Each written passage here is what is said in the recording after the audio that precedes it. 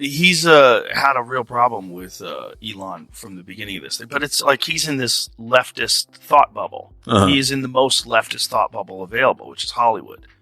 And, and I think also, he famously, there's some videos of him in blackface, and those came out, and he had apologized for them. And I think he took that hit and really doubled down the other direction. Jimmy Kimmel's a loser. I do Jimmy Kimmel. I did him a lot. Yeah. And he'd be standing on the sidewalk. Oh, sir, may I bring you in? He'd bring me in every time. The whole show is talking bad about Trump. Remember? He called us doofuses when we had you on. He's a group of doofuses in flat-brimmed hats. Guess what? We ask him how many. what he did. Ask him. Yeah, you do bigger. Yeah. Do. His show's dying. The lights of late night have never burned hotter or crueler.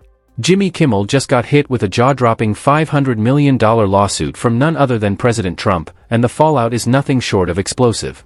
As the legal dust rises, Joe Rogan and Megyn Kelly circle like vultures with microphones, Rogan dismantling Kimmel with the precision of a veteran sniper, every joke landing like a headshot, while Kelly carves through his Hollywood ego with icy, surgical grace. This isn't satire. This is scorched earth entertainment. Smug monologues have given way to legal landmines, and what was once a comedy stage now smolders like a battlefield.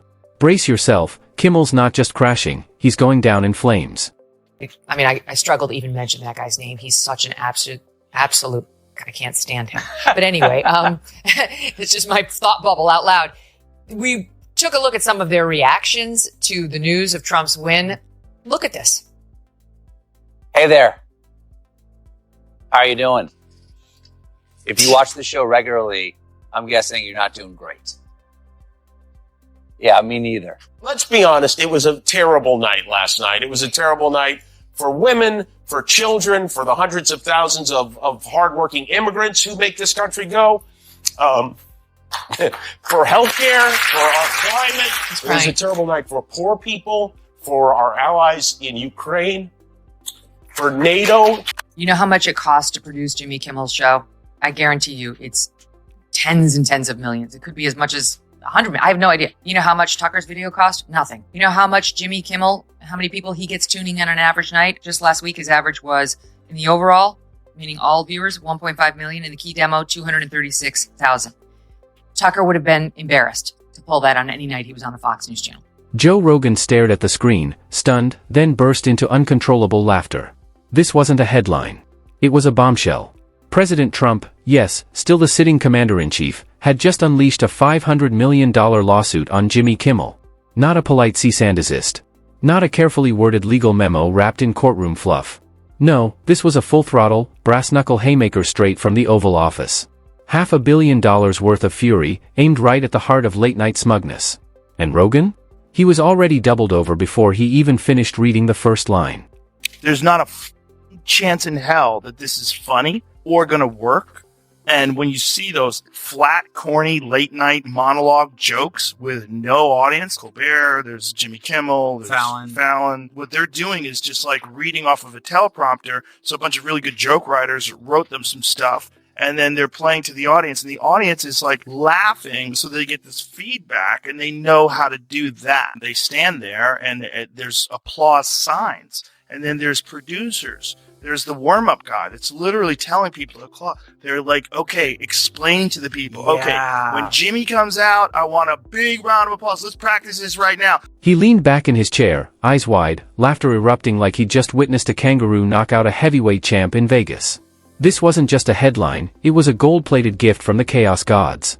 Jimmy Kimmel, king of the teleprompter, master of smug, had finally crossed the line. The jabs, the snark, the late-night jester routine had lit a fire under the wrong throne. And now the bear he'd spent years poking wasn't just awake, it was roaring, armed with lawyers, lawsuits, and the terrifying momentum of the federal steamroller. Joe didn't flinch.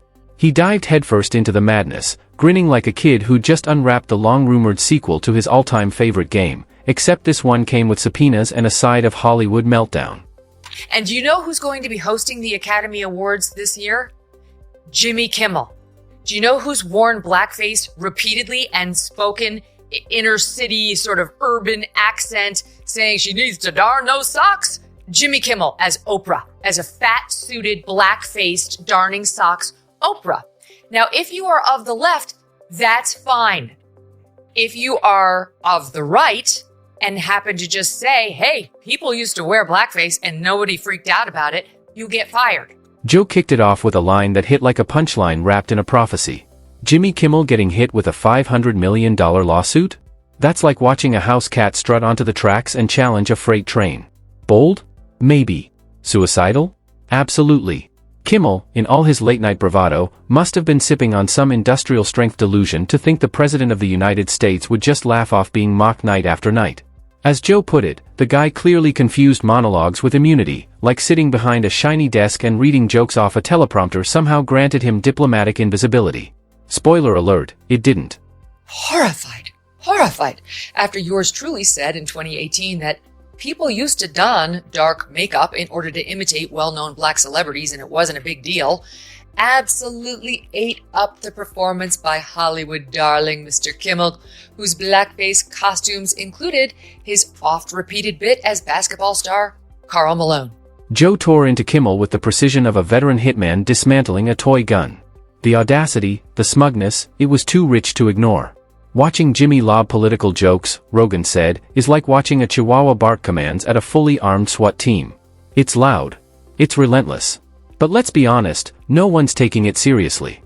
And now, all that yapping? It came with a $500 million price tag. Then Joe zeroed in on Kimmel's so-called comedy, slicing it to ribbons. This isn't edgy, he scoffed. It's the kind of safe, stale stuff that makes a room full of unpaid interns chuckle just enough to avoid getting fired. No punch. No edge. Just tepid, watered-down jokes masquerading as wit. It's not comedy, Joe said. It's warm milk, soothing, bland, and slowly killing the art form from the inside out. Tucker's numbers were 3 times what Jimmy Kimmel gets. And Tucker's little basement video that he did from clearly like his cabin that he broadcast out of Maine in literally has 21 million views. Okay? 21 million views. Whereas, as I point out, on ABC, a massive network that comes into your home for free that you have to make no effort to find, at best, Jimmy Kimmel can get 1.5 million. He needs to have a little self-perspective before going out there and hurling these insults because he looks a little silly. The problem with that kind of stuff is it continues to go in the same direction where more and more things become forbidden and toxic to the point where, you know, the Elon Musk joking around about my pronouns are prosecute Fauci. Jimmy Kimmel made a tweet back to him. He said, your pronouns are ass and hole. It's pretty funny. But then, Did he really? Yes. And so then I read that and there was people saying, please don't joke about pronouns. It's transphobic to joke about pronouns. So they were chiding him. As Joe wrapped up his ruthless takedown, he grinned and delivered one last jab. Honestly? This lawsuit might be the most exciting thing to happen to Jimmy Kimmel live in years. At least now, he joked, people were Googling Kimmel for something other than reruns or painfully awkward interviews with actors trying to hype flops in tights and capes. And while Joe was still laughing at the absurdity, across town, Megyn Kelly was sharpening her scalpel. She didn't come in swinging with jokes, she came in cool, composed, with the quiet certainty of someone who's seen this exact play before. To Megyn, the Trump versus Kimmel saga wasn't chaos. It was choreography. The court jester had finally crossed a line, and the king responded with a golden gavel and a lawsuit that echoed across Hollywood. Megyn didn't hold back.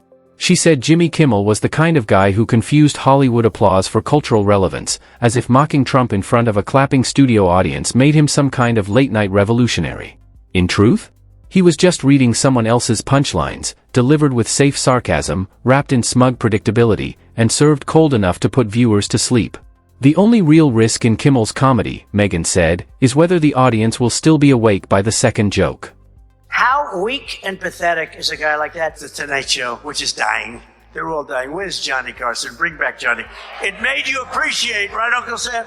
It made you appreciate the greatness of Johnny Carson. I go on his show, and he goes, is that your real hair? I said, yeah.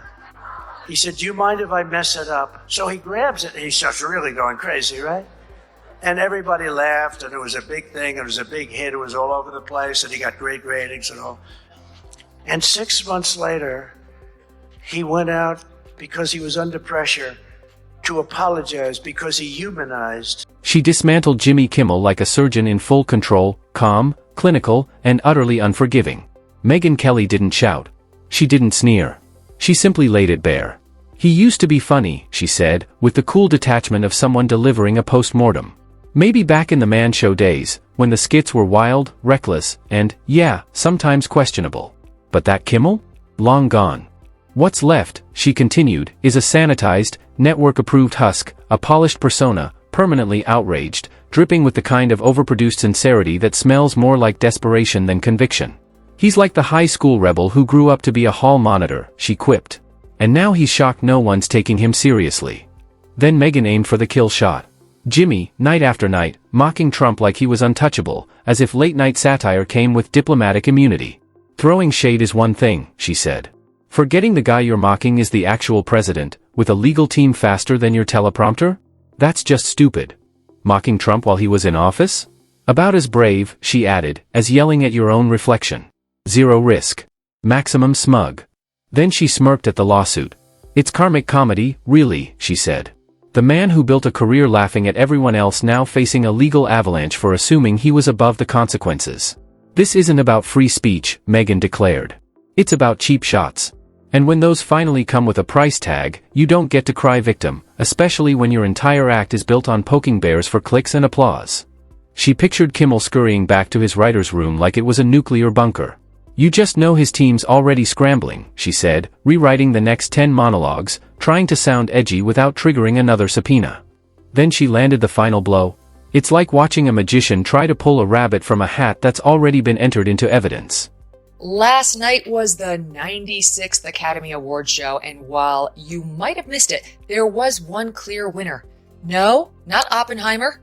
It was sanctimonious leftists for their lead role in pretending they are better than you. Several people shared in this achievement. Winner number 1, Jimmy Kimmel. For the 4th time, Kimmel hosted the Oscars before an adoring crowd of Hollywood stars who laughed and curried favor with the man who wore blackface so many times. But Meghan wasn't done. Not by a long shot.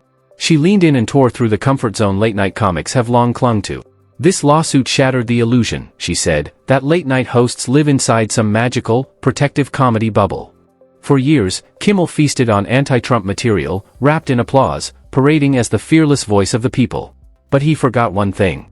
If you're living in a glass studio, maybe don't hurl bricks at the president. Then Meghan zoomed out, and aimed at the machine that made him. Jimmy isn't just a guy with a mic, she said. He's a cog in a self-congratulatory Hollywood media complex that thinks criticism is a one-way street. When Trump fires back, it's framed as a national emergency. When Kimmel unleashes jabs night after night, it's just harmless satire. She rolled her eyes, like someone who'd seen this movie far too many times, same script, different smug face. Then came the smirk. Honestly, she said. This lawsuit might be the best thing to happen to Kimmel in years. At least now people are actually watching. His ratings, she added, desperately needed this punch in the face. Trump might not just bankrupt him, he might accidentally make him relevant again. Then Meghan painted the scene, vivid and unforgiving. Jimmy Kimmel, alone in his dressing room, reading the lawsuit under moody lighting. Dramatic music swells. Sweat beads on his forehead. The laughter fades. The studio lights dim. This isn't a sketch. This isn't a script. This is $500 million real. And just when the silence settles, Meghan delivers the final jab, straight to the wallet. He might have to start selling those novelty desk mugs, the crocodile tears, maybe even a few celebrity contacts, just to afford what's barreling toward him next. Nobody's going to care anymore. It's like you're seeing it take place with late night television. Nobody gives a fuck about it anymore. I know. And it's slowly, you have a bad business model and you're not adapting. Yeah, the creativity's gone for late night comedy, right? And then Meghan said what everyone else was thinking, but didn't dare say out loud. This wasn't about silencing Jimmy Kimmel. This was about sending a message. Trump doesn't just want a legal victory. He wants to make something painfully clear. The golden age of smug celebrity activism without consequences? It's over. If you're going to take shots at the king, she said coldly, you damn well better land them. And Jimmy? He missed. Badly. Like a blindfolded toddler tossing darts at the wrong wall. As the smoke cleared, Joe and Meghan stood on opposite ends of the same scorched battlefield. Two wildly different voices, united in disbelief, and entertained beyond reason. Because this wasn't just a courtroom clash. This was a roast, disguised as litigation. And for once, the punchlines were punching back. Joe jumped in again, practically doubled over, laughing like he just watched someone trip on a banana peel while carrying a 3-tier wedding cake. "You know what the most poetic twist is?" he said between gasps. Jimmy finally got what he always wanted, Trump's attention. Just not the kind that trends on Twitter or gets clipped on TikTok. The kind that arrives wrapped in a thick stack of legal documents, sealed with a number so outrageous it sounds like something a 4th grader made up during recess to win an argument. $500 million. Not a joke. Not a sketch. Just cold, hard consequences. Do you think that's him or a writer? Can't you tell? Jimmy Kimmel? Yeah. No, it's him, for sure. Okay. Yeah, That's definitely. good. That's a good one. He's a comic. Yeah, that's a good one. I mean, he used to host the Man Show. I mean, he's done some pretty outrageous back in the day. Yeah. You know, for he-he's and ha-has. No, that's a good joke on top of a good joke. Yeah, it's a good joke. But Joe wasn't done, not even close. He leaned forward, eyes lit with that signature mix of mischief and disbelief. "Kimmel poked the bear," Joe said, "but forgot this bear owns skyscrapers, commands a legion of lawyers, and has a presidential-level resistance to boredom." Trump didn't fire back with a tweet or a late-night zinger. He brought a wrecking ball. Now Kimmel's left clutching a mic with no punchlines, surrounded by legal disclaimers and the distant sound of billable hours piling up. Joe cracked up at the image. "Next time Jimmy tells a Trump joke," he said, "there'll be a row of lawyers in the front row, like it's Defamation, the musical." The crowd laughs, but Joe's tone shifts, classic Rogan. He gets philosophical. "This whole mess proves something," he said. "Being loud isn't the same as being brave. And just because you've got a camera doesn't mean you're untouchable." Kimmel thought he was facing dragons. In reality, he was tossing spitballs at a tank. And now that tank? It's parked in his driveway, engine humming, with a $500 million lawsuit in one hand. And the smug grin of a man who doesn't miss. Now, I will tell you, he's not the worst. The Daily Show has the worst ratings. They only have 366,000 people watching that show. During the Jon Stewart years, it was over 2 million. Now it's down to 300,000. Seth Meyers, absolutely dreadful. He doesn't even have 1 million. 778,000. I mean, in network television, this is, you don't have to pay for it. It's there when you turn on your TV. You plug it in. That's a dreadful number. Greg Gutfeld on cable, which you do have to pay for, it has more than double the numbers of Seth Meyers. Jimmy Kimmel, 1.5 million averaging. Also equally horrible. And then there's The Tonight Show with Jimmy Fallon, who, back when I was there, 2017-18, he was averaging 2.3 million a night. Now he's down to 1.3 million, Jesse. And he cannot afford the "you are toxic" controversy because he's also pulling in, reportedly, over $15 million a year. So you got all that money for 1.5 million in audience, which is a nothing. I mean, the middle of the day on Fox News gets that. Or at least used to before the Tucker controversy. Meanwhile, Megyn lit her rhetorical torch again, grinning at the mental image of Kimmel spending his weekend furiously Googling. How many jokes equal defamation? The man who once strutted around as a comedy rebel, she said, is about to find out what real resistance looks like. No hashtags. No standing ovations from grinning A-listers. Just cold, hard legal firepower, the kind that doesn't clap, doesn't tweet, and couldn't care less about Emmy trophies. She didn't stop there. Kimmel might try to spin this, she said, turn it into another self-righteous segment, maybe even bait some sympathy. But the truth? He got too comfortable. He treated mocking Trump like a zero-risk hobby. Now the timer's ticking, the stakes are real, and Jimmy's the one backpedaling while the spotlight gets hotter. As the cameras rolled, something rare happened. Joe and Megyn, two very different voices, found complete agreement. Kimmel's no longer the jester lobbing safe jokes from behind castle walls. He stepped into the arena. And the lion? It's hungry. That first roar, the $500 million lawsuit, wasn't the finale. It was just the warm-up.